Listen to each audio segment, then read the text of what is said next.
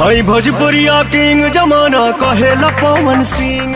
दोस्तों मच गया हड़कंप पूरे भोजपुरी इंडस्ट्री में। पवन सिंह ने तोड़ दिया है बॉलीवुड हॉलीवुड जैसे गाने का वर्ल्ड रिकॉर्ड, फिर से लहरा दिया है झंडा भोजपुरी इंडस्ट्री में। वाकई में पवन सिंह के ऊपर मां सरस्वती का वास है, जिसके कारण से इन्होंने हिट पर हिट गाने मार्केट में परोस रहे हैं। दोस्तों ये जो भी गाना गाता है वो दिल पर ही लगता है, भक्ति सॉन्ग हो या सैड सॉन्ग हो या इंटरटेनमेंट सॉन्ग। दोस्तों अभी के टाइम में भोजपुरी की लाज आन बान शान कोई बचा कर रखा है, वो है पवन सिंह। दोस्तों ये बात कड़वी है लेकिन सच है। बात करूं ट्रेंडिंग स्टार खेसारी लाल यादव की, तो पवन सिंह के आगे 6 महीने से लगातार फीका पड़ रहा है। दोस्तों पवन सिंह लगातार हिट पर हिट साफ सुथरा गाना मार्केट में ला रहे हैं, जिसके कारण से ट्रेंडिंग नंबर 1 पे ट्रेंड करते ही जा रहा है। दोस्तों उसी अंदाज में पवन सिंह ने नरेंद्र मोदी के जीवनी के ऊपर एक ऐसा गाना बनाया है जिसे सुनकर रोंगटे खड़े हो जाएंगे। यानी नरेंद्र मोदी ने अपने जीवनी में कैसे कैसे करके सफलता पाया है, उसी के ऊपर पवन सिंह ने गाना बनाया है। ये गाना जैसे ही मोदी जी ने सुना, पवन सिंह से मिलने तुरंत पहुंच गए और पवन सिंह से मिलने के बाद मोदी जी ने पवन सिंह को